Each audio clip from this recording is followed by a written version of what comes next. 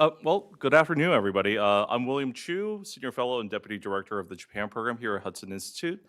Thank you all for attending this great event, and especially those participating and watching online for this terrific conversation on the historic Nippon Steel U.S. Steel partnership.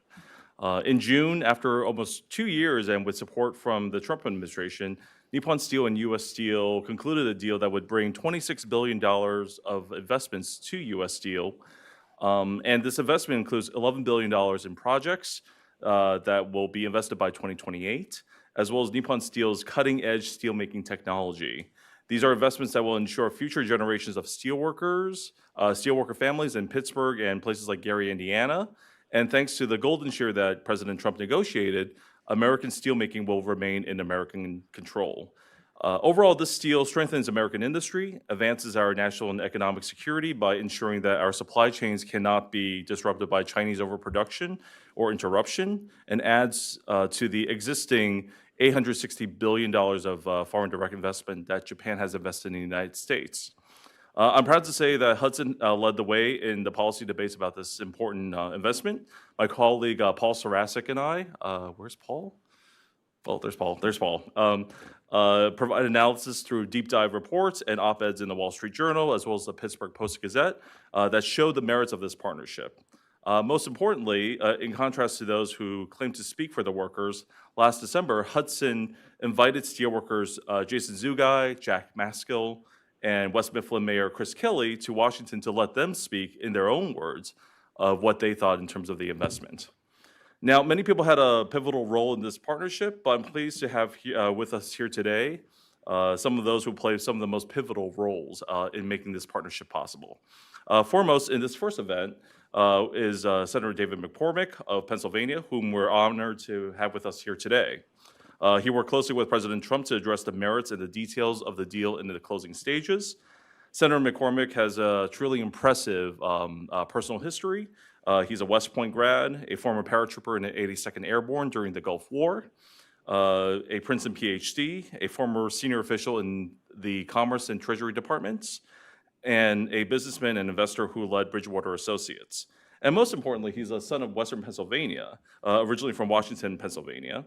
And he's someone who has thought seriously about American strength and what is needed to sustain it. And he applies his ideas as a member of the various state Senate committees on banking, energy, foreign relations, and economics. And in discussion with Senator McCormick is Hudson's Executive Vice President, Joel Scanlon, who oversees and directs Hudson's innovative policy research programs.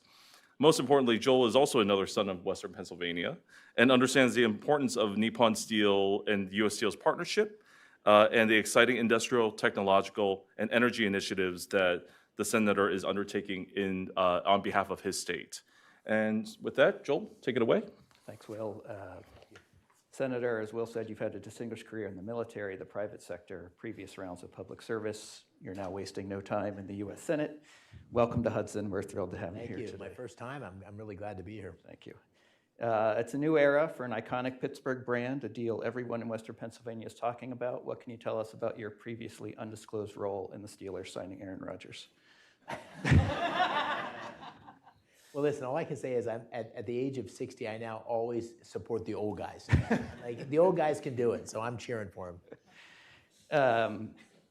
What's happening in Pennsylvania right now is really interesting. I mean, I think it looks to me like it may be the leading edge as a model of emerging economic transformation, both with the revitalization of traditional industries like steel, shipbuilding, energy, also at the forefront of robotics, biotechnology, AI.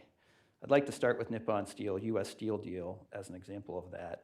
First announced in December 2023, routinely pronounced dead every few months after that, blocked by the Biden administration, initially opposed by President Trump. As Will alluded to, you played a central role in bridging some of those divisions to try and finally close the deal. Can you describe both the politics of the deal and how you got sort of competing constituencies together, and then from your perspective, the key aspects of the deal that were persuasive to you, also eventually to the Trump administration, that sort of got it over the line? Yeah. Well, again, thank you so much for having me, Joel. Thanks for all of you for attending. You know, the consummation of this deal, which I think was a great decision for America, a great decision for Pennsylvania and Pittsburgh, a great decision for Nippon, and a great decision for U.S. Steel and its shareholders. There are literally hundreds of people, a number of them in this room, that should take lots of credit for that good work. So I'm one of many that was involved. But I do think I have a clear landscape, at least, of what made it so important and valuable. And when the deal was announced, I remember, there was the President Biden immediately was opposed to the deal. Senator Casey was immediately opposed. I had reservations about it. I had a message. I didn't know the circumstances. I hadn't paid much attention to where U.S. Steel was in terms of its future.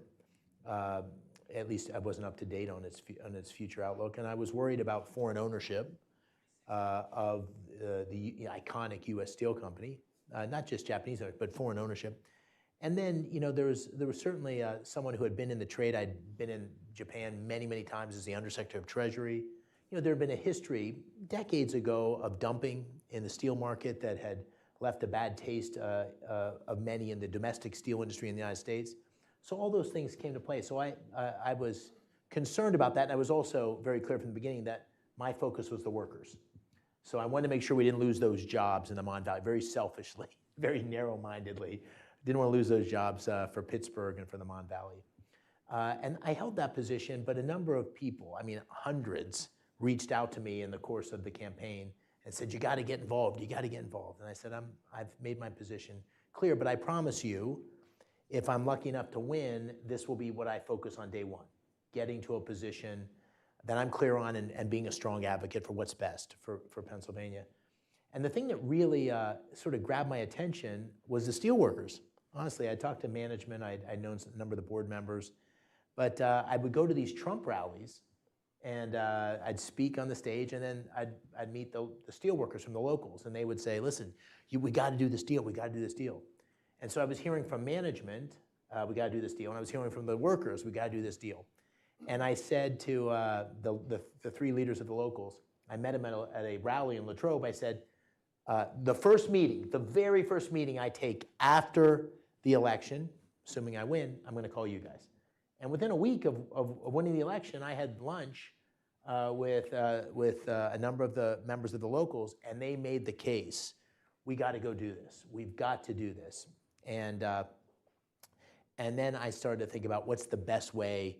I became convinced, more compelled than ever. I looked at the other options. Cleveland Cliffs and others were trying to participate in this, and it became clear to me that the best option for America and for Pennsylvania was to have a great partnership with Nippon, a great partnership that would bring next generation technology to not only Pennsylvania but to the country, really help revitalize our domestic steel industry, which was so critical to our national security, so critical to the manufacturing renaissance that's taking place.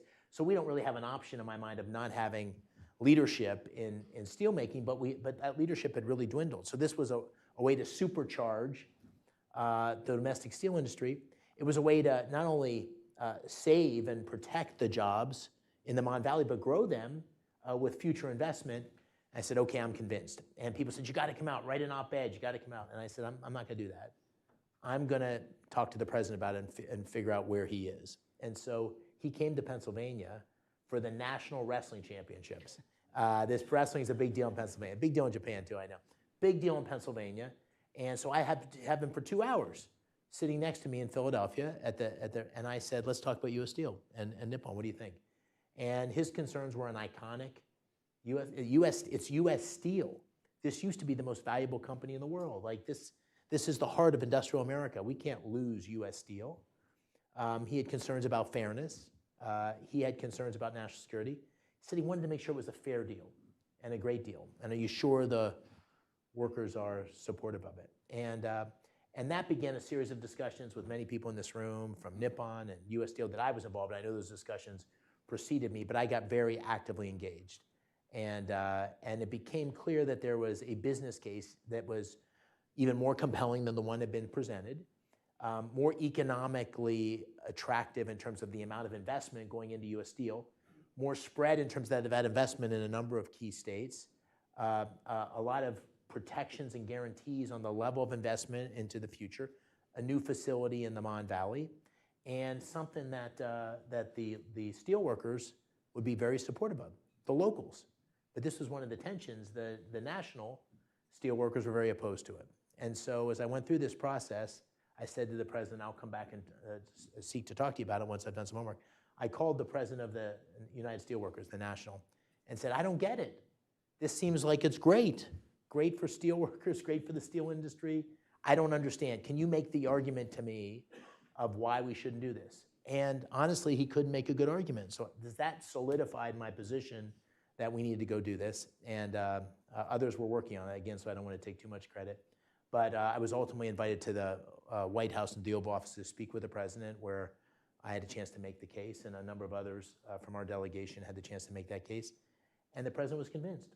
And I think the most important thing about it was the national security protections that were put in place with the golden share, the notion that it would continue to be a U.S. company because of the headquarters, keep the name, a U.S. board, a U.S. CEO, the opportunity to partner with Nippon in a way that would be greatly advantageous to Nippon. This has to work for both sides. And the confidence that it would give the workers that those jobs would still be there. And that combination of things, I think, and me saying, listen, those guys that you were on the stage with you in Latrobe, this is for them. This is for the working families that elected you and got you here, elected me. I think that's what pushed him over the edge. And it was a much better deal for the United States and for U.S. Steel by the time the dust settles. But I really believe in my heart it was a great deal for Nippon for lots of reasons that we can talk about. And that's what you want. You want a great deal for both sides. And I think that's what we got. I'd like to come back both to the question of local impact and golden share and some of the provisions of the agreement, but something you said about the president's focus on U.S. Steel, this iconic company. I think we were talking about it actually before the event today about the cultural impact of U.S. Steel in Western Pennsylvania. I grew up in the 70s and 80s when the steel industry was collapsing. And yet Kennywood Park, which every kid who grows up in Western Pennsylvania goes to at some point, you know, you're right in West Mifflin. You literally look over the Monongahela River from the top of the roller coasters onto the Edgar Thomson plant. I mean, it's that sort of, it underlies everything in the community, whether you've worked in the steel industry or not. So maybe just that sort of reaction from the Well, it absolutely, and it transcends party. It's not a political point. This is, you know, this is sort of the soul of Western Pennsylvania. It's the heart, it's the grit, it's the independence, it's the idea that if you know, it's hard work, physical work, but if you got up and, you know, were committed to your job, there's an opportunity for your family. It was a great middle-class living. You get to buy a house and, you know, send your kids to good school and go on vacations. This was a way of life. John Fetterman, my fellow senator and a friend, describes the way of life. And so it's defining for our region. And our region's gone through so much change. You know, in 1950, Pittsburgh had more corporate headquarters than any other major city in the country. I mean, it was the center of industrial America. And since that time, with lots of changes, it's no longer that. But at the core of it, when you come across through the tunnel and Pittsburgh opens up in front of you, there was that iconic U.S. Steel building. It doesn't have U.S. Steel on the top anymore. But that was how Pittsburgh defined itself. And so to have that icon fade away was not just an important business fading away, it was a cultural moment where, you know, all of us were struggling with the idea of no U.S. Steel because what it implied for our region, despite so many great things happening in our region. You referred to some of them. So it was more than just numbers. It was heart, it was spirit, it was soul. And so to be able to maintain all those great aspects of it and also have the opportunity to lead again with next generation technology and a great partnership was really key. And you won't find a more patriotic set of people than the people that work in those mills. You walk in, there's those huge flags. And I do think the fact that it was Japan and, you know, really one of our great allies in the world. Also, when you think about America's future in Asia, a partnership with Japan is a key part of our security. And I think that was part of what made this all work. Just reference the numbers. There's big numbers in terms of investment going on here, promised in the next few years as part of this agreement, not only in Western Pennsylvania, obviously, Indiana, Arkansas, other places, but maybe just on the Pennsylvania front. What do you see as sort of the next steps? What is the local impact you expect on the economic side? Well, I mean, stepping back, there's been 4 big announcements in Pennsylvania in the last 3 or 4 months. This was the first, which was hugely important for Pittsburgh and the region. The second was the announcement of a $20 billion investment of Amazon into data centers across the Commonwealth. The third was the Energy Summit, which is connected to Nippon U.S. Steel, by the way. We had $92 billion of announcements. $50 billion of that was energy infrastructure, $40 billion data centers. But the fact that we're seeing this action and activity, it's self-reinforcing. And then the last one was what you referred to as the shipbuilding, a $5 billion investment from Hanwha. When we were talking to the Hanwha folks, they were referring to the Nippon U.S. Steel deal as evidence of Pennsylvania is open to business. It's where the action's at when we talk about reindustrialization. So these things are not isolated data points. They're all part of a mosaic of renewal, opportunity based on energy capability, energy prices, raw materials, a skilled, gritty workforce, great universities, great locations with water and access to most of the population.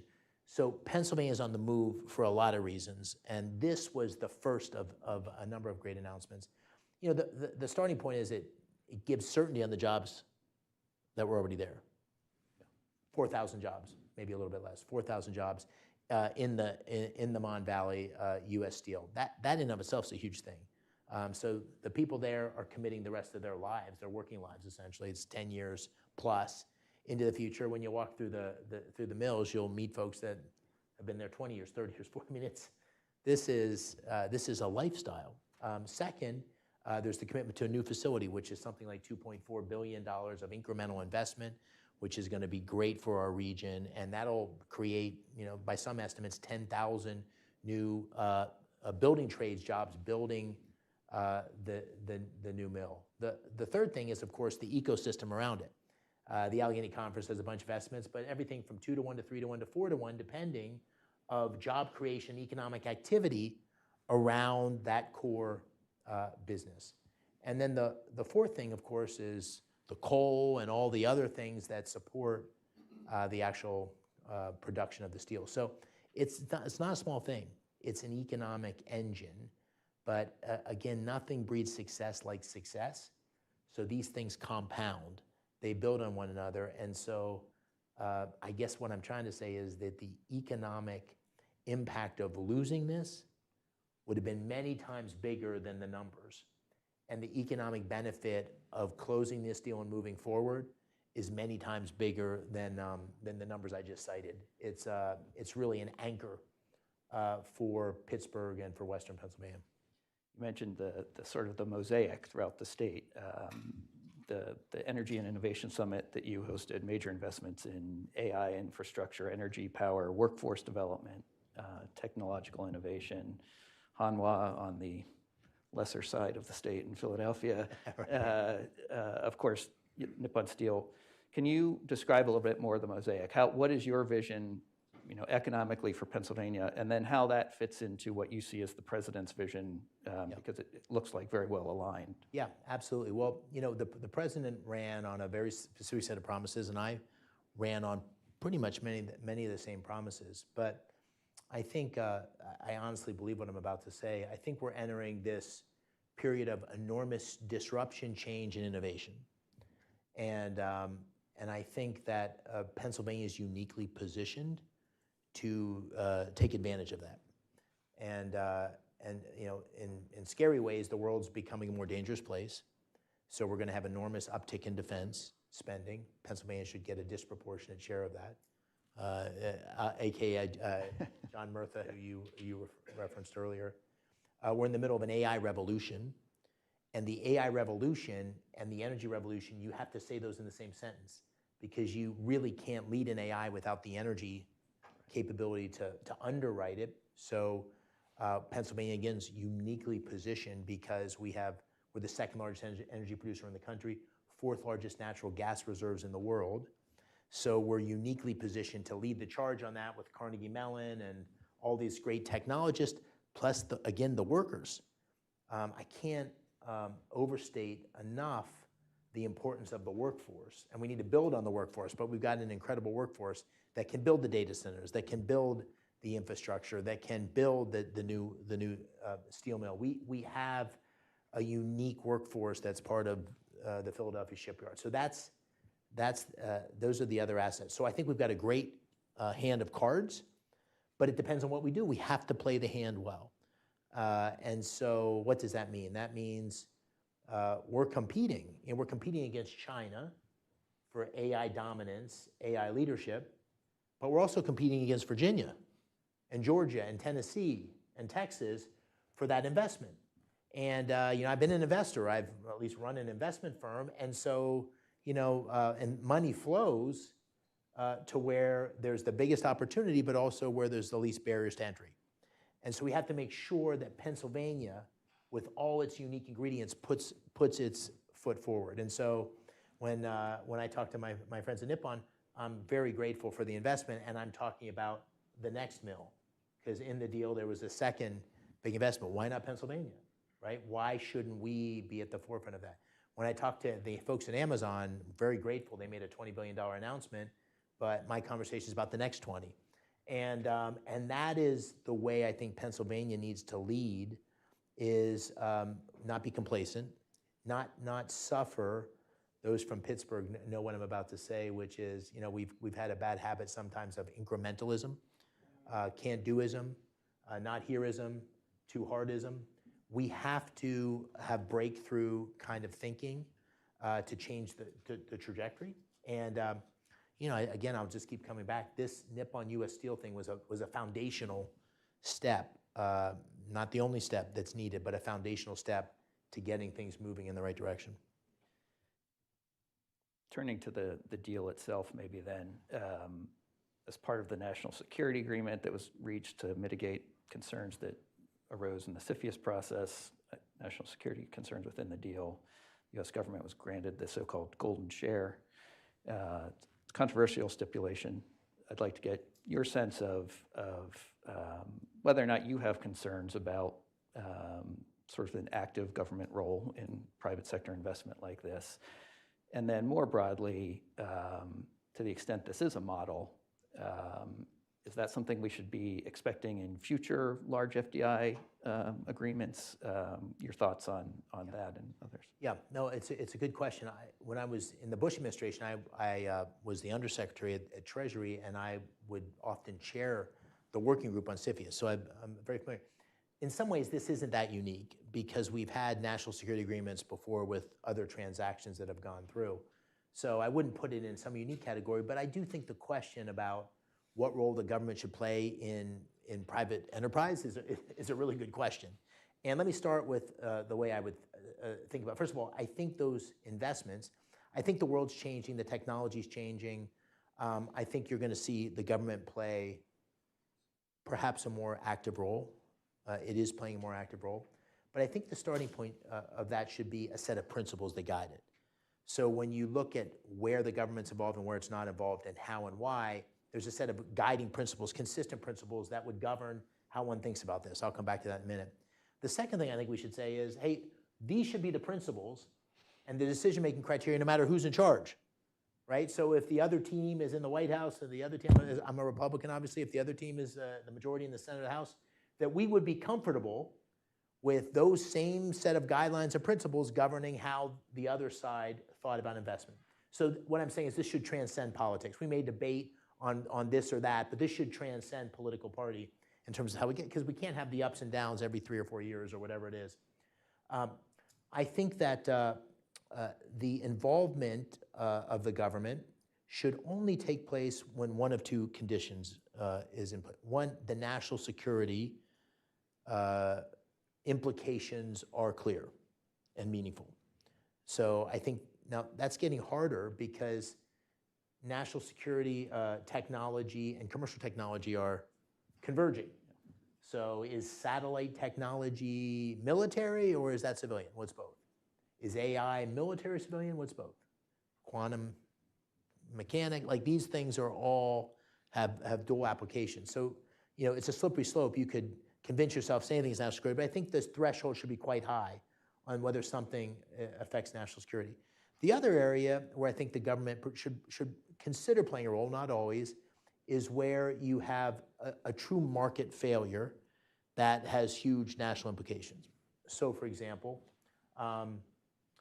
nuclear power. So what role should the government play, if any, in nuclear power? I'm not saying it should, but if you believe that nuclear power is going to be critical to meeting our needs for energy, and energy demand is going to triple over the next 15 years, and nuclear power has to be part of it, let's step back and say, what should the government do to facilitate? And there may be cases where you're not entirely hands-off from a free enterprise perspective. In my mind, all of those conditions should be narrow and limited. I think the more government's involved, the more it opens us up to crony capitalism. I think the more the government's involved, the more it risks sort of undermining the tenets of free enterprise. And so that's how I would think about it. I wrote, James Cunningham who's here, and I wrote a book 4 or 5 years ago, and we essentially laid those tenets out. When the government is going to be involved, to the extent that the government can be involved in a way that replicates free market principles, so for example, creates funding that has first loss or underwrites or caps return, things that draw in private capital but don't necessarily provide the capital themselves or a limited capital. I think those are the most appealing ways that the government can be involved. It's really interesting, the insights. I mean, I think that those questions now are more pertinent than ever, that mix of national security, economic security, what is the proper government role. So we look forward to some legislation on the... Yeah, we actually were having a conversation about that today. How do you think about chips and so forth in terms of, I mean, think about the national security implications of next generation chips. Yeah. How do you balance those things? They're not easy questions. So if someone was on a different side of it than me, you'd have to have a debate to really understand it. But we're going to see more and more of those conflicts, I think, and we need to have a clear philosophy for how we deal with them. This is maybe the not quite the flip side of it, but in March, the president announced the American Investment Accelerator by executive order to increase facilitate both domestic and international investment. In the past, when he was still with the China Select Committee, our now Hudson colleague Mike Gallagher had recommended expanding the number of allies included in the accepted foreign states. Just what are the ideas to, what are reforms that we could be looking at now to advance on the supply side of this in terms of the investment climate? Well, I think something kind of remarkable is happening, I believe, on capital. So let me start with foreign capital is a huge part of Pennsylvania and America's economic present and economic future. So we want to be attracting foreign capital, particularly foreign capital in things that bring unique capabilities to America. The reindustrialization of America, I think, is benefited from foreign capital. And one of the things that President Trump has done is expanded what these trade negotiations are actually about. So when I was in the White House and the Treasury, we were negotiating with various trade deals or various economic deals. We were mostly talking about tariffs, non-tariff barriers, and intellectual property rights. These have been expanded well beyond that to include export controls, to include foreign direct investment. And so one of the outcomes of that is there's this huge flood of foreign direct investment that's been committed. Some of it's coming, but it's been committed. So I would expect there to be a lot more of that coming. My wife and I were in with Mark Ozakowicz, who's chief of staff, and James Cunningham, in Abu Dhabi. We met with MBZ. They've committed $1.3 trillion over the next 10 years. It's $130 billion a year. I mean, that's enormous. Of course, my first question was how much of that is coming to Pennsylvania, but putting that aside for a second, enormous. If I'm understanding the parameters of the trade deal with Japan, at $550 billion of investment. So you begin to have this as trillions of dollars of investment coming in to build infrastructure, next generation capabilities in the biggest, most dynamic, fastest growing major economy in the world. And so how you direct that capital, how you make it easy to come in, and how you direct that capital, things of greatest opportunity financially, but also greatest benefit to the United States, I think is a real opportunity and challenge. So I think having the Commerce Department be able to sort of lay out the map of where the opportunities are for foreign investors is very appealing. And I think, honestly, the biggest thing we can do in the Congress and maybe in the country is permitting reform. I know that may seem like a wonky issue to raise here, but it's actually one of the most fundamental things we could do to accelerate the deployment of capital, whether it's domestic capital or private foreign capital, into the kinds of investments that are going to dramatically increase capacity and productivity. And if you look at how long it takes today to make a decision to invest and then actually get the approvals to invest, whether you're building a new pharmaceutical plant, whether you're building a new fracking site, whether you're building a pipeline, whether you're building a new steel mill, the amount of permitting that you have to navigate, both at the federal level, state level, and local level, is a huge barrier to actually deploying the capital. And as any global investor, any investor knows, uncertainty, you'd rather have certainty on a mediocre deal than uncertainty on a potentially great deal. You have to allocate the capital and move forward. So that's the thing that I think needs to be, in addition to these great commitments of capital and the allocation of the things that would matter most to America's future, productivity enhancement and so forth, I think we need permitting reform and deregulation to make that even more appealing. By the way, just as an aside, if you step back and say, how do I feel about the future of the economy, at least in the foreseeable future, think about it as a big sailboat, and the tailwinds, the wind at our back is deregulation, huge, energy dominance, huge, certainty, pro-business tax cuts, accelerated depreciation for businesses. There's a lot of wind at the back. There's some uncertainty with tariffs and so forth, which is maybe slowing things down a bit. But macro-wise, I'd make the argument that not since, in my lifetime, not since 1981, when Reagan's first year in office, has there been such a push on making it easier to do business that should attract private sector capital, but we need to double down on that, and permitting reform is a big piece of it. I'm going to come to audience questions in just a minute, but let me ask one last one first. We at Hudson long focused on strengthening the U.S.-Japan alliance, our economic cooperation, technological cooperation. You've mentioned several times the importance of the alliance, the national security implications of this. Maybe as a wrap up on the question of the Nippon Steel, how do you see that deal strengthening our strategic posture with our allies? Yeah, the one word, I don't think I've uttered the word China, maybe once in this whole conversation. I probably should have started with that, because my view is that if you think of the most existential national security challenge, risk, exposure to America's future, America's superpowerdom, America's role in the world, it would be China. The China AI revolution and China's leadership, China's military capacity, China's adventurism, so it would be China. And while I'm not that close to what's going on in Japan, my guess is, if you sat down and said, what's the biggest national security existential risk to Japan's future, it would be China. And it's not only China's capability, but China's motivations. And we don't know China's motivations entirely, but we do know its actions, and its actions are certainly of a country that's building its capability in a variety of ways and expanding its areas of influence, often with aggressive tactics, particularly in the Pacific arena.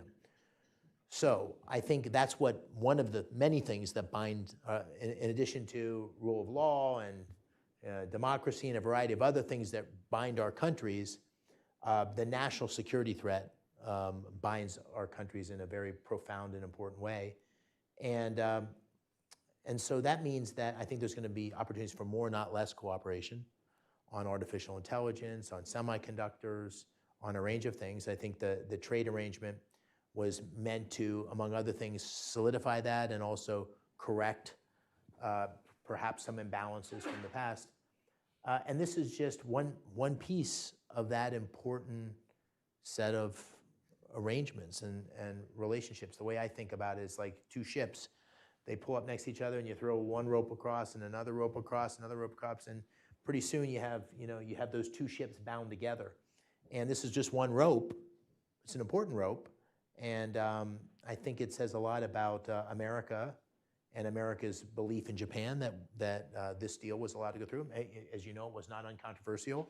The president not only had to change his position from the other president's position, he actually had to change his own position to do it. So this was not a small thing. And I think he saw the wisdom in it and how good it was for the country and hopefully Japan.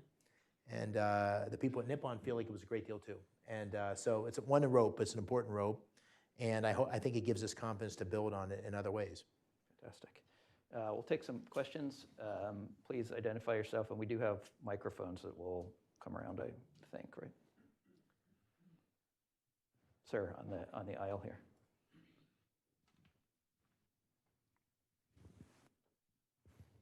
Thank you so much. I'm Keisuke Wada from Nikkei America. I would like to ask, what it looked like on the Capitol Hill when the old, Nippon Steel story came out, or when the block actually happens. For Japanese perspective, I guess that has been a while to be called national security threat, and then that might be regarded as kind of surprise. And then there at that time there were some anti-Japan narratives or comments were seen at that time. But was it actually look like that on the Capitol Hill? Have you ever talked to your GOP fellow people on the Senate, or even the Democrat side of people, what it looked like on the Hill when that actually happened? Yeah, thanks. No, I honestly didn't hear much of that. The national security threat discussion or worry, concern, I think was not particularly Japanese specific. It wasn't a specific set of questions or concerns about Japan. It was much more about foreign ownership of U.S. Steel. So I think you could have taken Japan out and put in a number of allies in there for Japan, European countries and so forth, and you would have had the same reaction. So I honestly don't think that was Japan focused. I don't know how it was reported in Japan. Now, I do think there was a history with Japan, which among those in the steel industry, particularly, it lingers, and even some of the officials in past administrations and the current administration, where there was a history of dumping, which has been well documented, and that was an issue of debate and consternation between the two sides. And even if that's long past, decades in our past, that was, I think, sort of, you heard some of that on the margin. But I think it was mostly just foreign ownership. And then, unfortunately, there was, I think, just mistrust. Again, not Japan specific, but when people don't know the specifics of the deal, then they assume the worst. So, it wasn't until things were very specifically written down, the commitments that were made to the workers, the things that were being discussed. It wasn't until they were solidified on a piece of paper that was broadly shared that you could actually build the momentum to do it. So I think there was a little bit of negotiating. Well, what about this? What about this? And the outline of the deal kept getting better, but there wasn't enough specificity and clarity to begin to sell it to people. And it was only then, at least from my perspective, I don't know if you agree, but it was only when there was a piece of paper that said, this is the outline of the deal, which of course is risky, because when you have a piece of paper that then could start the negotiations rather than end them. But it was then when people, particularly the workers, started to say, okay, this is the promise. Boy, if that's the promise, that makes sense for the workers. And then that final piece of the puzzle came into place. Yes, sir.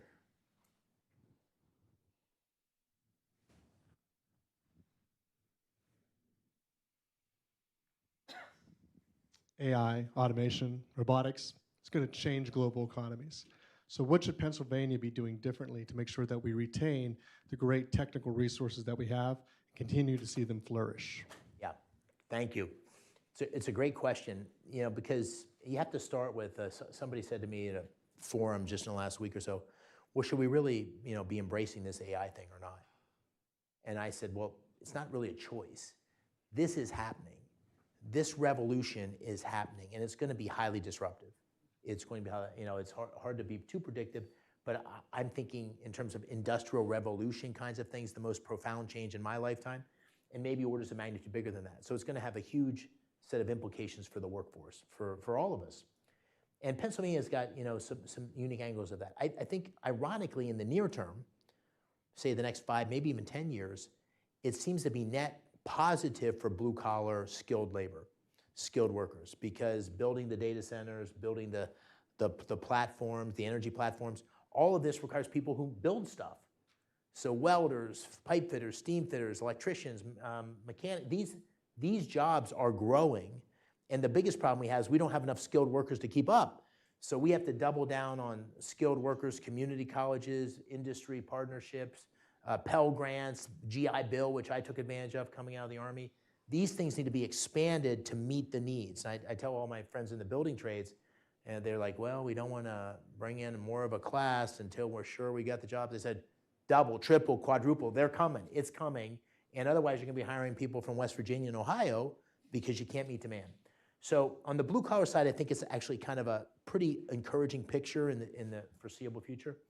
I think on the white-collar side, it's much, much more disruptive because if you just start to play with your AI apps, things that used to take a journalist or lawyers or even computer programmers hours or days, you can do in 30 seconds. It's remarkable. And that's going to have a huge bump in productivity, but it's also going to eliminate a certain set of jobs. And I think for that, we have to lean into AI training and AI adoption. And there will be entire lines of work that are eliminated and entirely new things that are going to be created, just like in every moment of disruption. And we have to make sure our workforce is agile enough to be able to take advantage of that. We have the benefit, great community colleges, Carnegie Mellon, Lehigh, Penn State, Penn. I mean, we got this incredible set of universities to train. The University of Pittsburgh. Are you kidding me? I'm gonna get thrown out of town. University of Pittsburgh. So we've got huge opportunity for that. So that would be the second thing. I think it's the final point is we're old. Pennsylvania's old. Demographically, we're old, and so we've got this huge part of our population that's retired or entering. Like that's a whole thing in and of itself. Getting people that aren't, people that are technologically agile, that they're used to social media, everything else, getting them to adopt is my kids are adopting already in fantastic ways. Elderly folks and getting them to adopt and not be put off if you move in dramatic ways, because I think that'll be a particular challenge for Pennsylvania. We got to focus on. So at the summit that Joel referred to, we had a number of commitments from Google and others to actually invest money in AI training, which has to be as important as data centers and energy infrastructure. I think we have time for one more question. This gentleman in the... Hi. I think you very correctly summed up the situation in terms of the need for regulatory reform, characterizing China as our existential threat in terms of AI, the interaction between AI and the need for energy. If you look at, and also you said about the need for certainty for business to make investment. So if you look at China there's really no distinction between their industry, their government, their military. It's all one entity. In the US, you have a distinct government, distinct industry, and the military being part of the government organization. So if you want to get something done in the US, it's not like one person can just say, go and do it, and it happens, like it does happen in other parts of the world, like in China. So what do you think the government can do? Like if you wanted to build a new power plant, that's just to build it. Once you got all the regulatory things out of the way and you've lined up the financing, just the construction is on years time scale. If you were doing a nuclear power plant, that's another order of magnitude in terms of duration. We need the power now. Yep. As you correctly said, it's a race. And so what do you think the government can do to try and supercharge or minimize that timeline as much as possible? Yeah. Thank you. Well, this is a sort of an age-old question and sort of relates back to free enterprise. Because in moments of like crisis like this or like huge threat on the horizon, call it that, not crisis so much, but huge threat on the horizon, you look at your adversary and you say, okay, man, wouldn't it be good to have that, right? The top-down, the ability to drive investment, to really decide overnight, the convergence between the military and civilian. Of course, that comes with lots of challenges too, because you have the government allocating capital. They have to pick the right things to invest in. You've got the challenges of imagining our Department of Defense is pretty good, or Department of Energy out deciding which projects and allocating capital. So stepping back, I just want to start by saying if I had to pick one side or the other, I'd take our system every time, and its ability to adapt super quickly, because you have the entrepreneurs, the creative destruction. Bad ideas will get killed. They'll get starved of capital. Good ideas will draw the best talent, and so forth. So I think we've got to be very cautious about doing anything that undermines that engine, because that engine has served us so well. And at the same time, we have to recognize we're in a new world. And the new world has enormous capital demands. There's a need for basic research, I think, in a way that's never been before. Our basic research budget is what it is at 1950 levels as a percent of GDP. It should be dramatically higher. And speed is more important now than ever. I just was earlier today with the CEO of Anthropic, and we were talking about how much this has moved in the last 2 to 3 years. It's remarkable. In our lifetimes, nothing's ever moved as quickly as as AI has moved in the last 2 or 3 years. So I think the imperative of getting government out of the way to allow these big power projects, nuclear facilities, whatever it is, to move quickly is not just a nice to do because it's going to be more commercially viable. It's a national security imperative to move. So one of the things that we're talking about on my team is how do we elevate permitting reform as the national security imperative it is. Even if you have that, that's only federal. So then you have the challenge at the state level and the local level, which are also part of the problem. And so this is what we have to work through. I've talked to our governor about this. You got to streamline all the way down. And so we got to move in a way that's consistent with the urgency of this moment, and not lose the things that make us so great. The final thing I'd say on winning this is making it easier to allocate the capital. There's plenty of capital floating around, by the way, per our earlier conversation. The problem is not the money. The problem is making sure the money can be deployed quickly enough. But the other risk is talent. So we have to do two things at the same time, in my opinion. There would be nobody who is more supportive of President Trump's efforts to secure the border, stop the flow of illegal immigration. I think it was a huge national security risk. But at the same time, we have to be the place that continues to attract the very best talent in the world, and use that talent to our advantage to win the most consequential race of our lifetimes. And so I think legal immigration reform is going to be part of the puzzle to do that. I'm not sure if that'll happen before the midterms.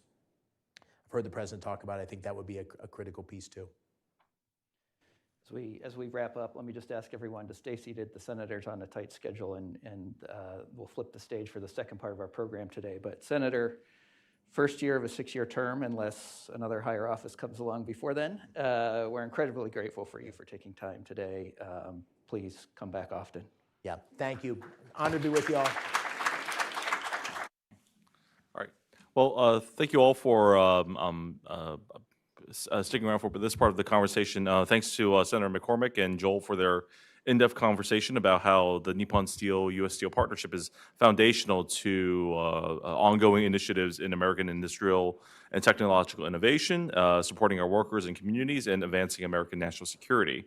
It's truly impressive to hear about all the great economic initiatives that are currently taking place in Pennsylvania right now. I now like to turn to another group of distinguished guests joining me from Pittsburgh, who can provide industry and community perspectives to the Nippon Steel U.S. Steel partnership, industrial revitalization, worker and community engagement, and American national security and U.S.-Japan cooperation issues. First off, we're honored to have with us Hiroshi Ono, President and CEO of Nippon Steel North America. Mr. Ono has spent his entire 36-year career at Nippon Steel, where he focused for many years on marketing automotive sheet steel, Nippon Steel's global businesses, especially its overseas joint ventures. He received his MBA from Tufts School of Business at Dartmouth College. He's been president of NSNA since April 2020, and most importantly, he is now a Pittsburgh resident, and according to him, is now a Pirates and Steelers fan. So that's probably smart. That's probably smart. having moved up from Houston up to Pittsburgh recently. So Ono-san will, after I'm done here, he'll give some remarks, and following him will be Kevin Lewis, Executive Vice President and Chief Financial Officer in Tubular Solutions at U.S. Steel. Kevin first joined U.S. Steel after getting his MBA from Duquesne. He's a double Duquesne person, which, given my intelligence, I was able to deduce that he's probably a Pittsburgh boy, which apparently he is. So that's great to hear. And he also serves as a member of the university's Palumbo Donahue School of Business Investment Strategy Advisory Council. And previously at USS, Kevin served as VP of Finance and Strategy, responsible for corporate strategy. And he played a pivotal role in this Nippon Steel U.S. Steel partnership, where he essentially quarterbacked the deal from the U.S. Steel side. And then following Kevin, we're also pleased to have with us Stephanie Pashman, CEO of Allegheny Conference on Community Development. The Allegheny Conference covers the 10 counties in the Pittsburgh region, where it seeks to improve business opportunities and quality of life for the Western Pennsylvania region. Stephanie has headed Allegheny Conference for over 8 years, during which time she has overseen efforts to reposition downtown Pittsburgh for transformation and growth, accelerate industry development in key sectors, and strengthen the region's robotics and autonomy cluster. She has a BA from Wash U in St. Louis, an MBA and Master of Health Administration from, unfortunately, University of Michigan. I went to Ohio State. I'm sorry. Well, for my PhD anyway. I apologize, but I apologize for you. And I'll try. Sorry. And we're looking forward to hearing her perspective on the from the Pittsburgh Business Association side. So I guess Ono-san, if you are ready, please share your remarks. Thank you, Yuri-san. Kind introduction. Hi, I'm Hiroshi Ono, President and CEO of Nippon Steel North America, and it is my pleasure and honor to have the opportunity to be here today. I'm very pleased that the partnership between Nippon Steel and US Steel has been finally realized, thanks to the President Trump's historic and visionary decisions. For many years, we have had deep respect for US Steel and the role it has played in building America. I know it has the best steelworkers in the industry and strategic footprint across the country and strong reputation among its customers. Now, we know the partnership between US Steel and Nippon Steel will be a game changer for the next generation of steelmaking. I would like to thank the Senator McCormick and a wide range of the stakeholders in Pennsylvania and the other states of the US Steel's footprint, from the governor to the member of the congressional delegation and local mayors and community leaders for their support. Without this support, we would not have realized our partnership. Thank you very much. I would like to make some comment on the partnership between US Steel and Nippon Steel. While it has been 18 months since we announced our transaction, we have spent more than 2 years building a deep mutual understanding and trust between the two companies. Our engineers visited US Steel sites many times, and the US Steel engineers also visited our steelworks in Japan. Our investment plans are well advanced, thanks to the many discussions we have had during this period. We are in a good position to commence the investment swiftly. Together, we are highly motivated to improve the operational performance of the US Steel and implement the huge investment promptly. These commitments are not only driven by our strong desire for success of this partnership, but also in the unprecedented undertaking we made in the National Security Agreement with the US government. The partnership with US Steel will boost the combined annual crude steel production capacity of Nippon Steel and US Steel to 86 million tons. Nippon Steel and US Steel took the number 4 spot in the world in terms of the production volume, which is just after the number 3 companies in China, becoming a group with a global reach and world-class scale. Nippon Steel is proud to begin a new chapter of US Steel's storied history. We are now making a massive investment that will transform the US Steel on the world stage. These include the capital investment in Pennsylvania, as well as Indiana, Arkansas, Alabama, and Minnesota, to protect and revitalize some of the most important steel assets in America. Building on our investment, the transfer of our advanced technologies, and unwavering effort of the management and employees of both companies, Nippon Steel committed, together with US Steel, to solidifying its position as a world-leading steelmakers. Nippon Steel has committed to an investment of approximately $11 billion by 2028, and we anticipate the Trump administration, as well as the state and local officials, will provide the strong backing to support the prompt execution of this investment.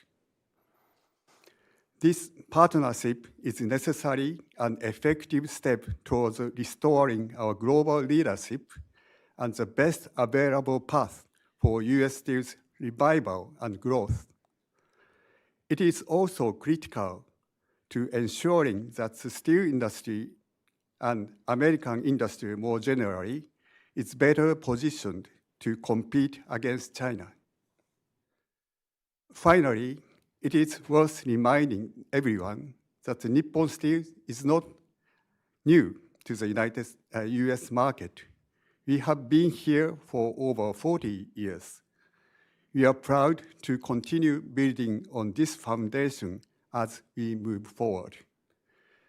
We are thrilled to have made this partnership a reality. We are committed to protecting the future of the American steel industry, American workers, and American national securities. We are looking forward to building a stronger, brighter future for US Steel. Thank you very much.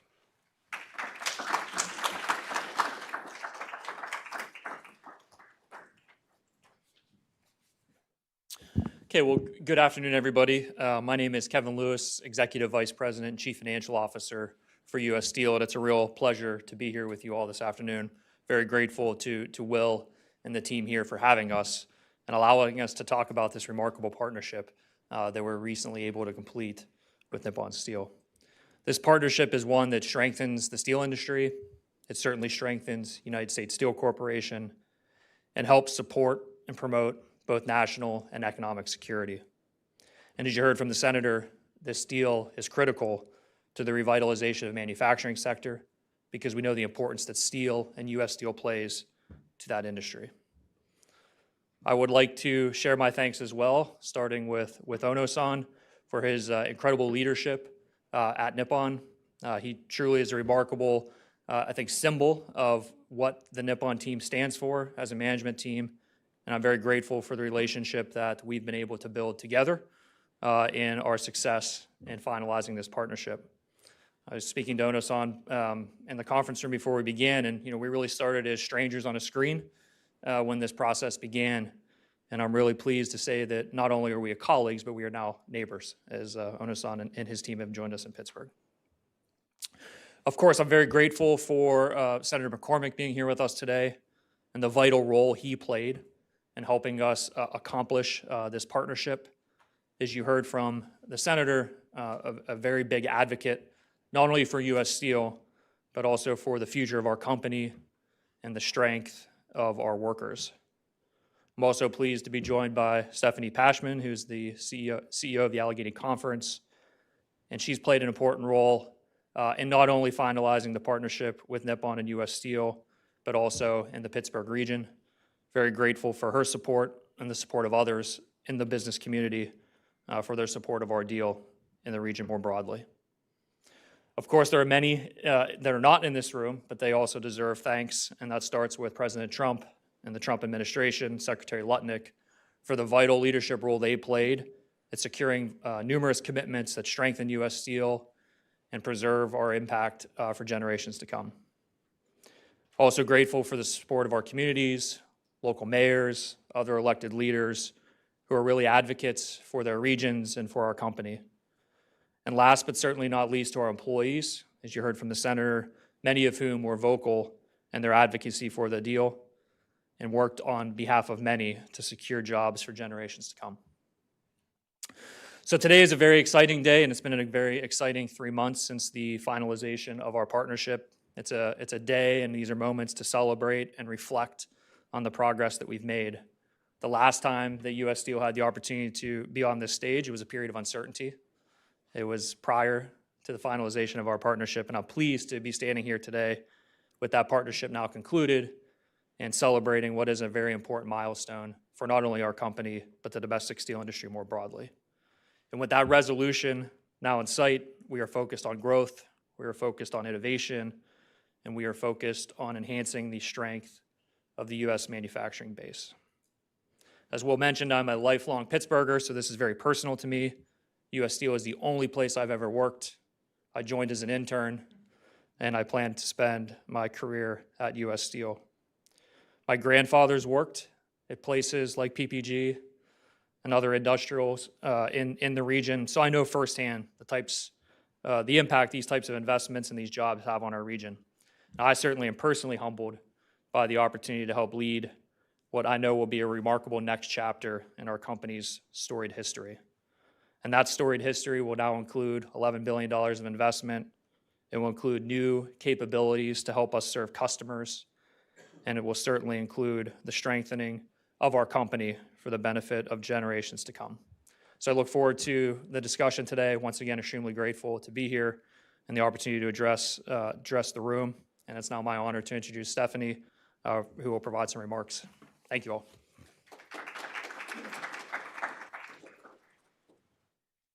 Good afternoon, and thank you for those wonderful remarks, and thank you for the opportunity to be here today. I have the privilege of leading an organization that started 8 decades ago when World War II ended and the business leaders looked around and said, this region built the war. U.S. Steel was a critical part of that, and we need to figure out how to make this region strong and clean up our air and figure out how to make sure we continue to thrive as an economic engine. And that's what we've been doing for over 80 years. And U.S. Steel has been at the center of that. Our mission as an organization is this collaborative spirit, and we love the thorniest challenge and opportunities, and we take them head on. And so I think when we came into this to help figure out how to unstick what was stuck, bring partners together, tell the story of the benefits of this transaction, we jumped right in. For us, this Nippon U.S. Steel opportunity is a prime example of a company that saw Pittsburgh as a place to invest by harnessing our regional assets and our strengths, and it was a vote of confidence in our region, in our workforce, in our infrastructure, and most importantly, in our future. U.S. Steel, we know, built the country. Its story is so deeply tied to the national identity, as you heard the senator talk about, but more significantly to Pittsburgh's identity. Look, Pittsburgh Steelers are named after this iconic company, and it's hard, cannot underscore how deeply people felt about this transaction in our communities, in our neighborhoods, and why there was so much complexity that came about because of that. U.S. Steel will now continue to lead American manufacturing and support our regional economy in new and transformative ways.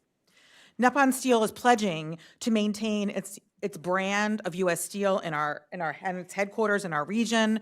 We're happy to welcome Ono-san and his team to our region and make sure that they are part of our civic fabric and our communities, and we see them as important partners in our work moving forward. The company's committed to modernizing and enhancing operations and make themselves stronger for our region. As someone who spent many years focused on repositioning our economy, making sure we were competitive for the long term, this deal is much more than a transaction. It is a reaffirmation of our priorities that we've been working on for years to make Pittsburgh globally competitive in industry, in innovation and talent, and to make sure the world knows about it.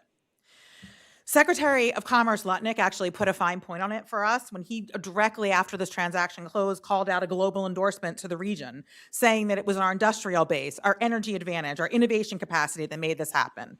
What we do in our region resonates on the world stage. Our legacy of industrial excellence is evolving, as you heard the senator talk about, into a new generation of blue-collar technologies and a knowledge economy of builders. Pittsburgh has more STEM degrees per capita than Silicon Valley right now, anchored by Carnegie Mellon, University of Pittsburgh, and many of our other institutions. And our region is investing heavily in creating a thriving future that's at the intersection of advanced manufacturing, innovation, and energy. Nippon's investment in U.S. Steel aligns with our region's commitment to innovation and growth. It is about modernizing facilities, about decarbonization, bringing new technologies, securing supply chains, and investing in a strengthening workforce. We are experiencing transformational progress, as you heard, anchored by nearly $100 billion in our state that Senator McCormick put a finer point on when he brought his Energy and Investment Summit to our region. This partnership joins that momentum and signals our global readiness to lead American manufacturing. It's this kind of long-term commitment that creates jobs, strengthens industries, and continues to build trust between investors and the Pittsburgh region. And that's why when I think about this deal, I think about it as the beginning of an era.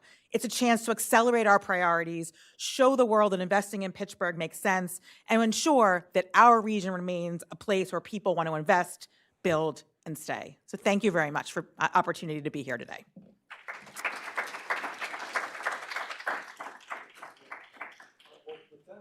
I guess if you guys can all join me on stage, I hope we can have a good panel discussion.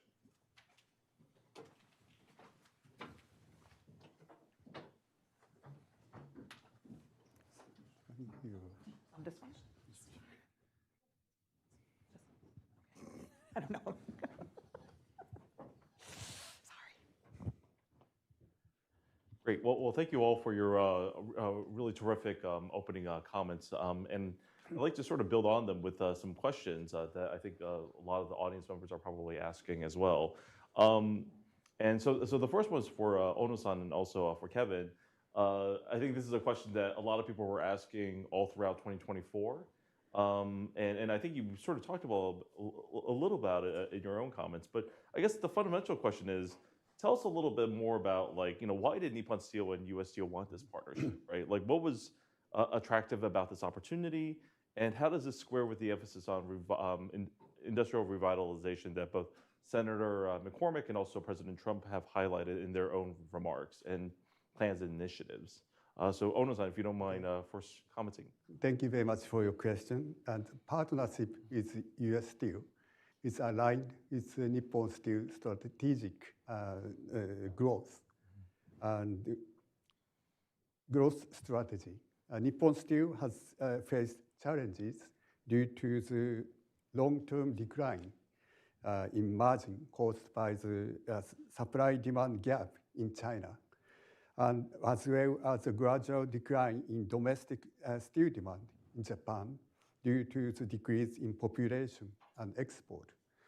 And against this backdrop, our global business strategies aims to expand our overseas manufacturing bases to market with a strong growth and potential and suited to the Nippon Steel technological and product strengths.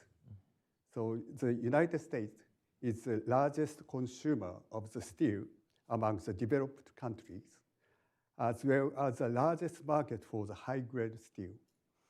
This is an ideal place to leverage our technological capabilities and product strengths. As I mentioned, we know that US Steel has the best steelworkers in the industry, and robust facilities that organically combine iron ore mine, blast furnaces, and electric arc furnaces, a strong reputation among customers, and its well-established history and brand value. Our goal is to enhance US Steel's competitiveness and to leverage US market growth to become the best steel makers in the United States. We plan to achieve this by making massive investment and bringing cutting-edge technologies from Japan. Fortunately, President Trump and Senator McCormick understand the critical importance of securing American industry manufacturing future in Pennsylvania and throughout the United States to enhance American economic and national security. So therefore, we believe that the partnership with US Steel is the best for everyone, for its workers, local communities, American steel industries, and American national securities. Well, thank you so much. And Kevin, I mean, obviously, you helped quarterback the deal. Back in the summer of 2023, when you guys were starting to sort of think about there were rumblings about a possible deal. I guess, what made US Steel decide that Nippon Steel was the best partner to have? Sure.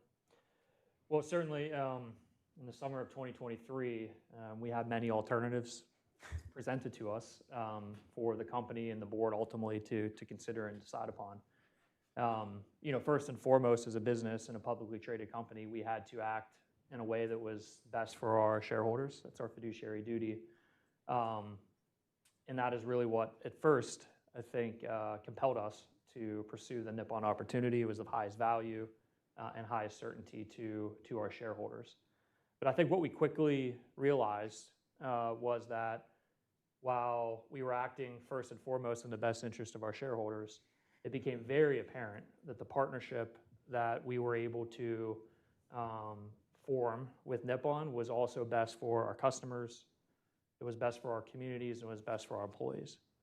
So you heard Ono-san talk about, I think, one really important word that really has resonated since we announced the deal, and that is growth. And that this partnership, the capital investment that's being put forward, truly puts US Steel on a new and different trajectory, one that we may not have been able to achieve on our own. So I know $11 billion is a number on a piece of paper, but when you take a step back and think about what does $11 billion actually mean, it means billions of dollars being spent in the Mon Valley in western Pennsylvania. It means billions of dollars being spent in Indiana, in Gary, Indiana, where we have our largest steel producing facility in the United States. It means multiple billions of dollars being spent in Arkansas, which is going to continue to enhance the capabilities of some of our newest mills. It's almost $1 billion in investment in northern Minnesota in our mining operations, and about $500 million of investment in our tubular business. So if you look across the entire US Steel footprint, there is really not one part of the business that's not going to be enhanced and is going to grow as a result of this partnership. And when you have that level of investment, that level of growth in these facilities, you're not only securing the future of those mills, but you're securing the future impact that those mills will have on the communities, the jobs that they create, and the generations of workers that are going to be protected for many years to come. And I'll say that generational impact is really one of the most remarkable things about working at US Steel. It's not uncommon to be carrying a US Steel book bag, through an airport and to get stopped by somebody who says, "Do you work for US Steel?" Right? And it's my grandfather worked there, my aunt worked there, my son works there. And I think it's that level of connectivity that the company has to our country and to the region, and this level of new strength that we're going to have in partnership with Nippon that I think really made it a very compelling partnership, and why everybody, this room included, worked so hard to get it across the finish line. Terrific. Well, thank you so much for that. Ono-san, and also maybe Kevin, I kind of want to just do a quick follow-up. Just in terms of, obviously, the $11 billion of sort of capital investment in facilities, both brownfield and greenfield, I think, has been really highlighted in a lot of the discussion. But Nippon Steel is also making an incredible technological investment in U.S. Steel. Would you mind, like, sort of telling us a little more about, like, why Nippon Steel's technology would be such a good match for U.S. Steel's capabilities, especially given some of the vertical integration that you already talked about? Like, why? How does this create a really productive combination? Okay, I think that we are going to achieve make U.S. Steel more competitive, and also achieve the profit growth, as I mentioned, like reducing the cost with cutting-edge technologies, and launching a strategic product to enhance our value-added portfolio. And we are currently evaluating the broad range of the U.S. Steel facilities that require the investment. For the, as Kevin mentioned, that for the blast furnace facilities, we plan to replace hot strip mill at Monbari and Monbari Works, and renovate the number 14 blast furnaces in Gary, Indiana works. And also we are considering the investment to ensure the competitiveness for EAF mini mill, iron ore mine, pipe and tube facilities, and R&D facilities. In addition to that, we plan to build a new electric arc furnace, a greenfield mill. Planning for this $4 billion US investment has already begun, and we are considering the criteria such as the market access, suitable land for the construction, logistics, labor availability, utilities, government incentive, and streamlined environmental permitting process. And US Steel will announce the detail of the procedure once they are determined. And we believe that the investment will enhance the US Steel's competitiveness, as I mentioned, but strengthen the US Steel supply chain as a whole, and contribute to the national security as well. Yeah, and maybe just from my perspective, where we've seen early wins, and I think some true synergies from this partnership when it comes to the technologies. Maybe I'll hit on a few. Ono-san mentioned our Gary number 14 blast furnace. That is our largest blast furnace here in the United States, and a blast furnace is the piece of equipment that produces iron, right? That ultimately feeds into the steelmaking process. These are very large and complicated assets to run. They require a deep level of expertise, and that is expertise that Nippon brings to the table. While Gary Works is our largest blast furnace, it's actually the blast furnaces that Nippon runs in Japan are actually about 1.5 times larger than that of our Gary number 14 blast furnace. So that's an example of the experience they have in running these very complicated pieces of equipment.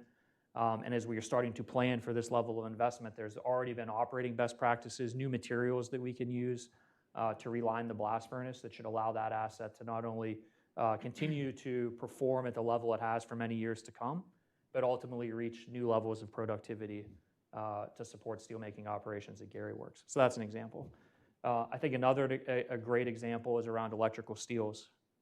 Electrical steels are critical for the production of electric motors that will ultimately be used in either hybrid or electric vehicles. This is a brand new capability to U.S. Steel. Prior to the partnership, we had begun to invest in a non-grain oriented electrical steel line, which is the type of electrical steel that goes into these motors. We do not possess any experience as a company in producing these very difficult products. Nippon, however, is a global leader in electrical steel. So they've already had the opportunity to visit our facilities, work with our operating and research teams, and have really helped accelerate and springboard our progress to developing and qualifying these new types of steels. So two examples, many more certainly to come, and others that we've realized, but that we don't have time to share today. But I think they truly do embody the potential and some of the early impact that we're already seeing, either in our blast furnace steelmaking assets or in our mini mill facilities. And to understand that all of these investments and these technology cooperation, it's all going to happen in the next 3 years. $11 billion worth. You guys are going to be very busy for the next few years. So Stephanie, I would love to turn back to you. So obviously Pittsburgh and Western Pennsylvania have been at the center of the steel for almost 2 years. The senator himself talked about how initially he was against it or he had questions, and then later on, as he learned more about it, his opinions began to change, right? As he studied it more. I'm sure, Allegheny Conference, right? You guys have partners like large companies like U.S. Steel, but also, other local firms who really have captured sort of the feelings about reactions towards the steel throughout this process. I guess my question for you is, what is the mood in Western Pennsylvania right now, right? How do they feel about this deal? What are they looking forward to it? And also, how do they look forward to, what do they expect out of a lot of these initiatives that the senator was talking about earlier that is, currently occurring in Pennsylvania in a way that, frankly, disrupts this idea that you can only have innovation and economic growth in the Sun Belt, but rather Pennsylvania is a good sort of counterexample to all of that. Yeah, thank you for that. So I would say a few things. First of all, one thing to understand about our region, as you heard the senator describe, is we've had our downturn, right? So we had challenges, and we used to be 500,000 people bigger, and our economy looked differently many years ago, right? And so to us, U.S. Steel and the size and scale of U.S. Steel is significant in our economy. They were producing, their job numbers were about 11,000 direct and indirect, right? So this is a significant company in our region, and we were all very concerned about the risk of the future of U.S. Steel, right? It was not primed for a future-focused company. It was not positioned to grow, and it was not looking very good on the market, and I think we were all wondering what is going to happen here, right? So when we hear about the prospect of a company like Nippon Steel coming in with that scale of investment, we perk up, right? And I think our job was to depoliticize this, right? To say, we're an organization that fundamentally cares about the strength of this region, the economy of this region, the people of this region, and we went down to work rolling up our sleeves to really understand what are the economics here, how does this affect jobs on the ground, how does this affect the actual positioning of our economy. This company could now be a leader on the world stage in steel production and manufacturing, all of those things coming together to say, for us, this was a really hot prospect, right? This is something we welcome. This is why we go to work every day. How do we make this happen? And so I would say there were many dynamics that went on over a 2-year period, but fundamentally, to be able to say that we delivered 11, 12, 13, $14 billion of investments to this region that is actually going to not just reposition this plant and this company, but actually create jobs, create a new workforce, create a future-focused state for the community of this company. And I think we haven't talked a lot about that, but where U.S. Steel sits is in something called the Monongahela Valley. The Mon Valley is what we call it in Pittsburgh. And this is a community that's been hit hard, and it really hasn't seen a lot of economic opportunity of a scale like this. That there are a lot of people who are looking for their next opportunity, that are looking to reinvent this community. And many efforts have been made to invest in this community that has been so disinvested in.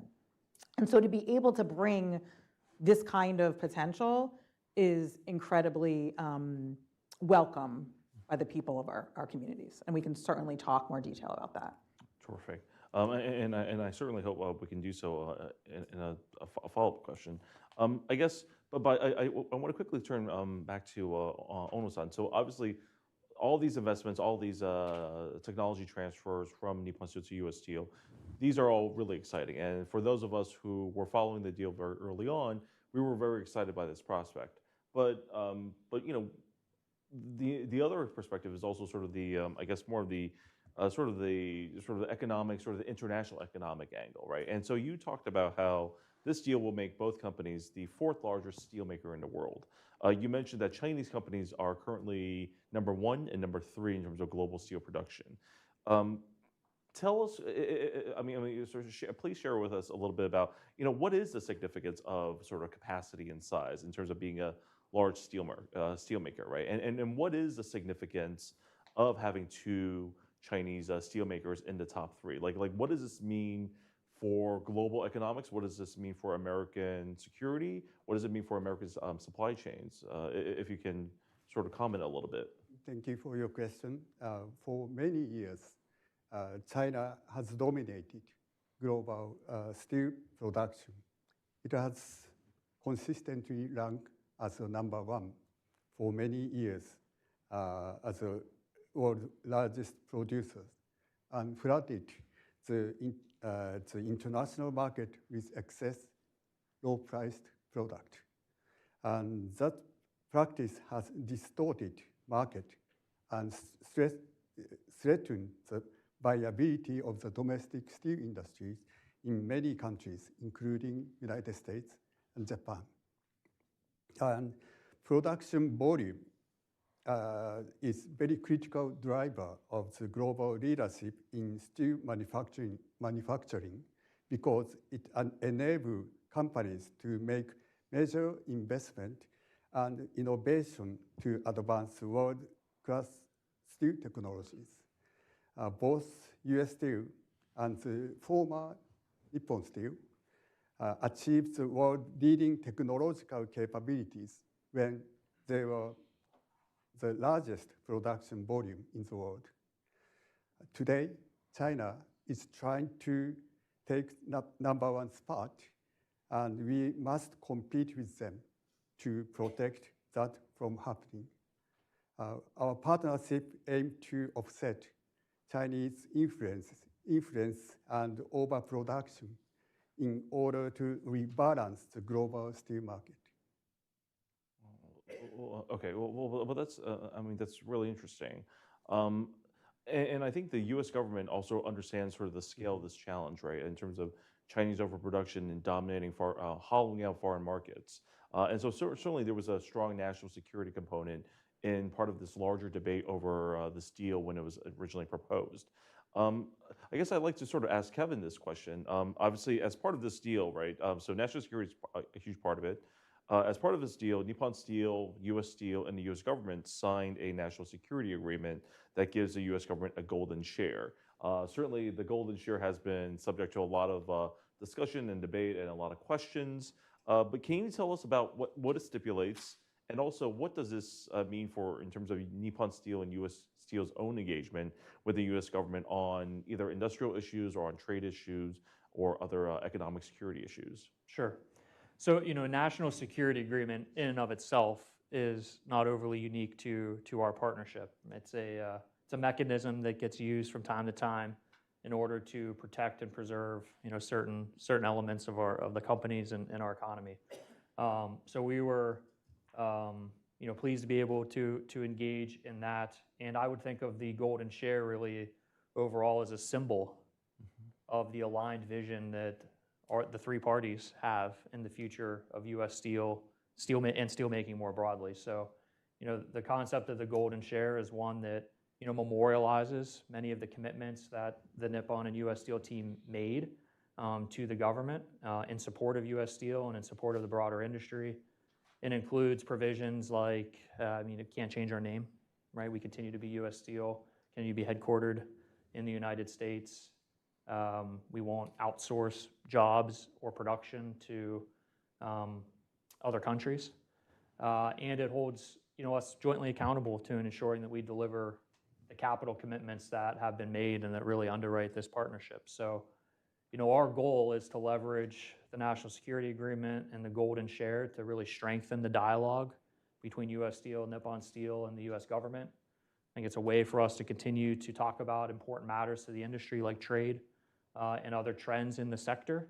And I would say that our goal is to also be very transparent, communicative, and proactive in how we reach out to the government and ensure that they stay well informed on how we are running the business and the progress that we were making to advance this partnership and the capital commitments within it. So, that is where things stand today.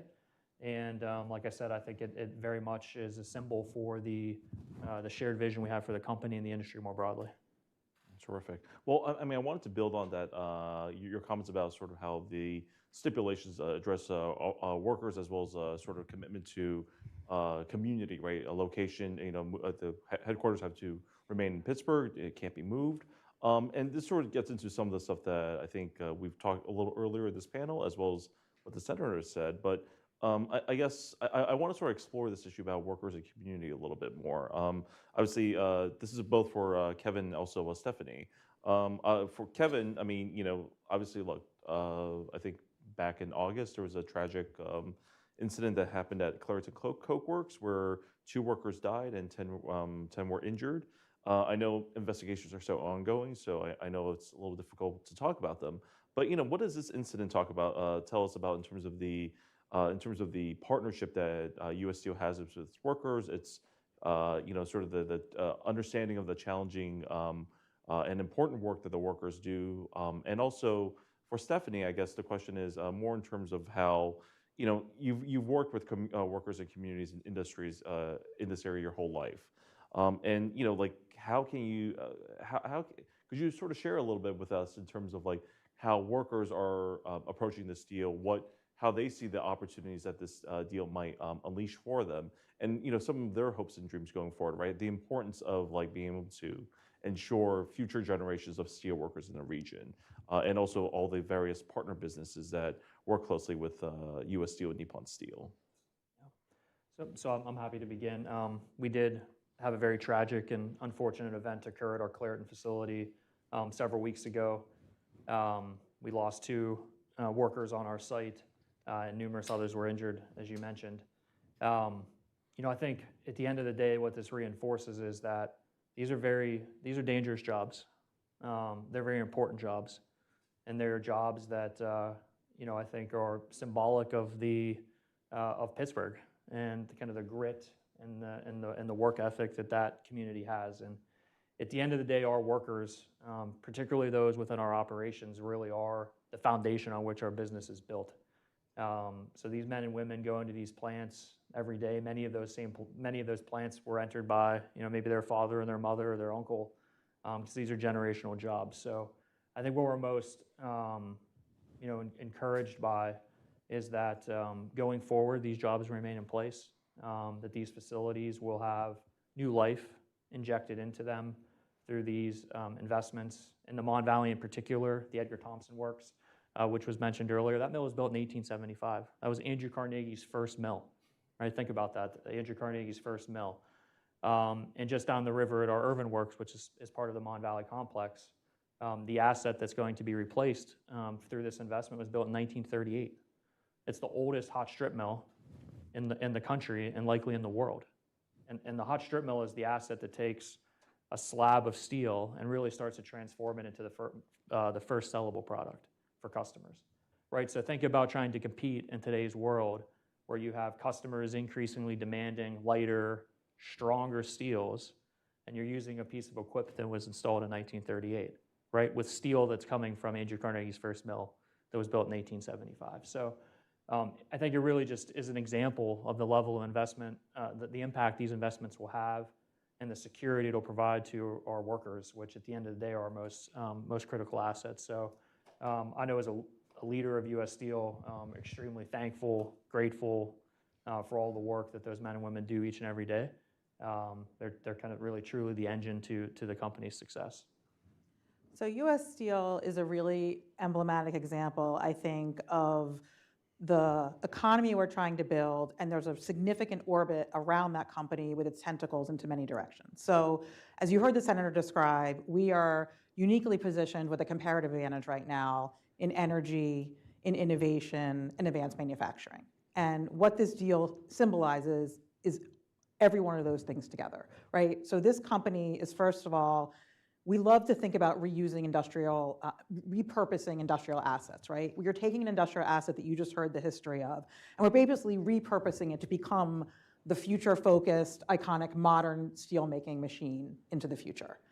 Second, you are finding a way to connect, and I think there's a really cool example of US Steel putting its tentacles into our innovation economy by partnering with Gecko Robotics, which is one of our emerging unicorn companies, to find a way to use their technology built in Pittsburgh, developed in Pittsburgh, funded in Pittsburgh, to use sensor technology within their plants to ensure safety and reliability of their purpose. Additionally, what they do in the location they are in filters into the community. So they partner with our sports teams. They have our name not only on the Steelers, they partner deeply with the Penguins in the Mon Valley to do things with the community, in schools, in that way.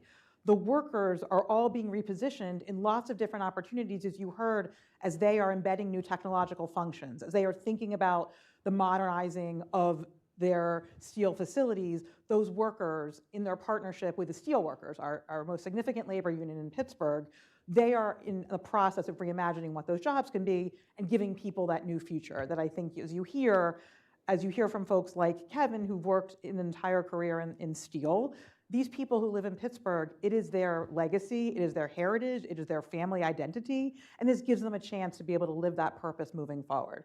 So I think, and the other part of it I would add is the supply chain effects, right? So you've got about 11,000 jobs right now that you're looking at from coming out of US Steel that permeate companies in the region. We're now going to see more like 25,000 of those jobs because it's going to actually invest in a variety of small and large companies throughout our broader 10-county region and beyond. And the final point I would make is the partnership that's going to happen with our education institutions. And so they're making investments into our universities to make sure that they are inextricably linked to the future of US Steel. So they're building out training programs, they're creating opportunity. And so there is an entire orbit that I would kind of put around US Steel that is really important for people to understand. And that is why I think that company matters so much to us. And that's why there was so much passion and so much heart and so much optimism about what Nippon is bringing to this company. And in terms of what you say, in terms of this, like how this investment is really sort of energizing this multi-layered level of innovation, of education, in terms of obviously industrial partnership, supporting local suppliers, supporting workers, supporting future generations of steel workers. I think that's really interesting because in a way, and I want to close this out with this one question before we throw it to the audience, but just like the US-Japan relationship is also extremely multi-layered, right? It is based on security, it is based on shared values, it is based on shared economic interests. And so certainly I think this deal sort of, as Senator McCormick mentioned, right, it really cements the US-Japan relationship. I often say that the US-Japan relationship, economics is really is the lifeblood of it because we encounter it every day. But I guess if we can just briefly sort of for each of you, just talk about how, what this partnership means for the wider US-Japan partnership in terms of our shared, interests, as well as obviously, as the Senator mentioned, right, it is also a increasingly insecure world with a lot of challenges. And so how does this partnership sort of either through FDI or technology sharing, how does that advance this most important bilateral partnership forward? Yeah, I'm happy to start just from the local level, because they can talk more geopolitics.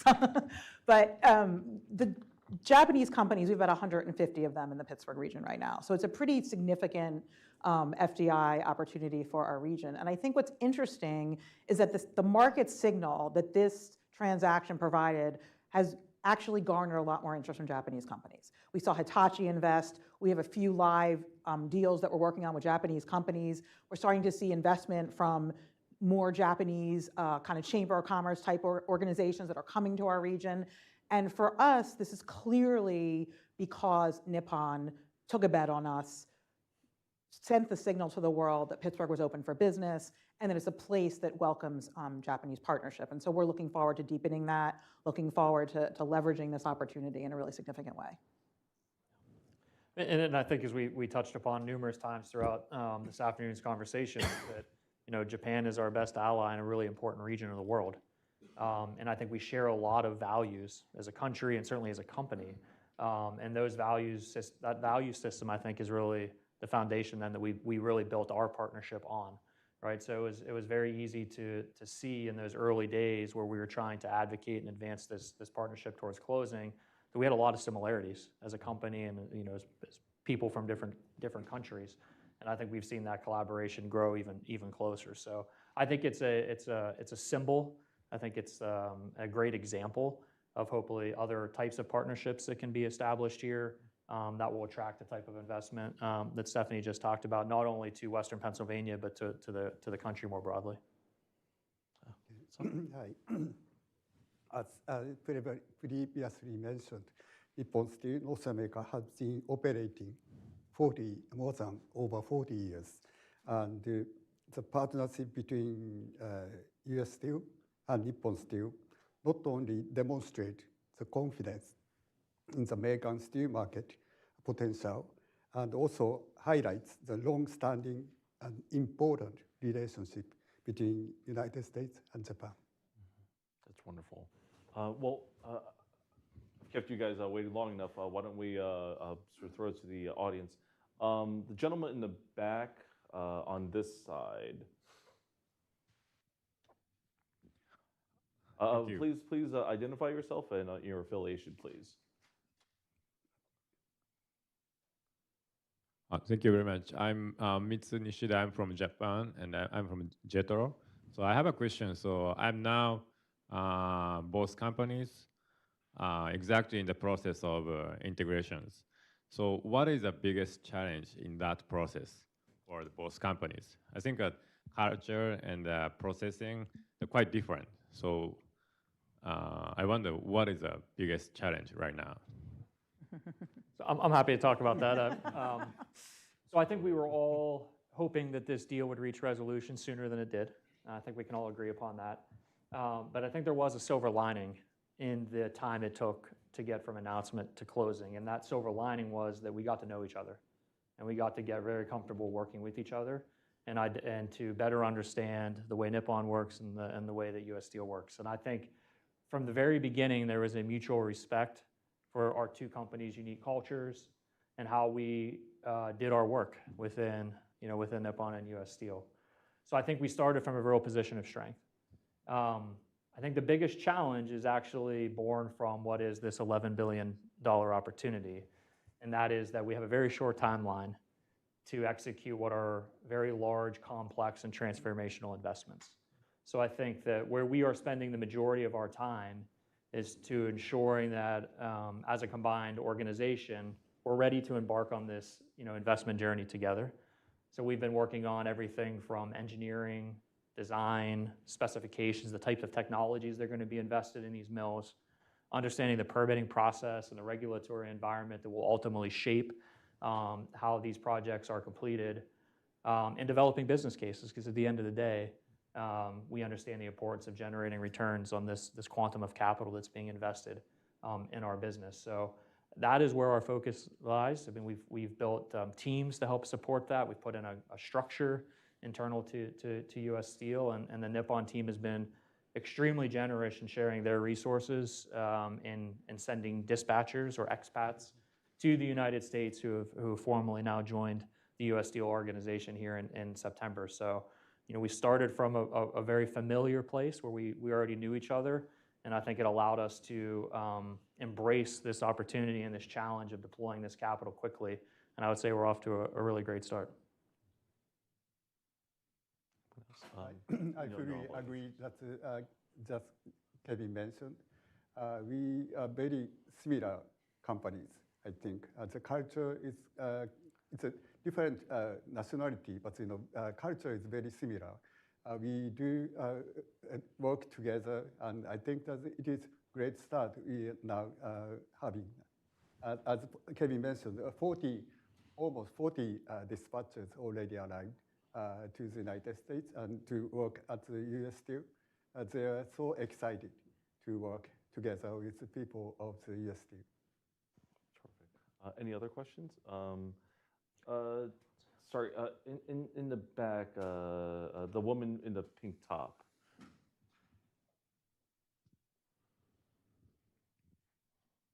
Thank you so much. My name is Yasuko. I work for Sumitomo Corporation of Americas. Congratulations, first of all.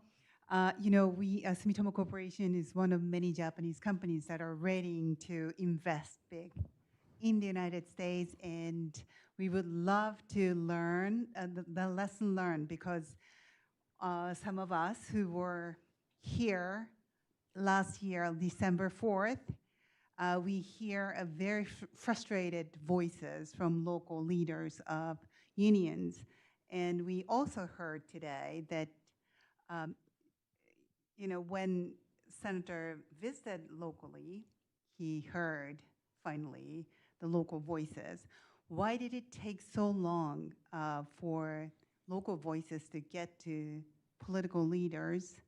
And how did you navigate and survive such a difficult political environment? Really appreciate your insight and advice to us. I will quickly caveat that. We at Hudson did not have that problem about trying to focus on local voices. We certainly prioritize them. I would just caveat that. Yeah, I mean, Go for it.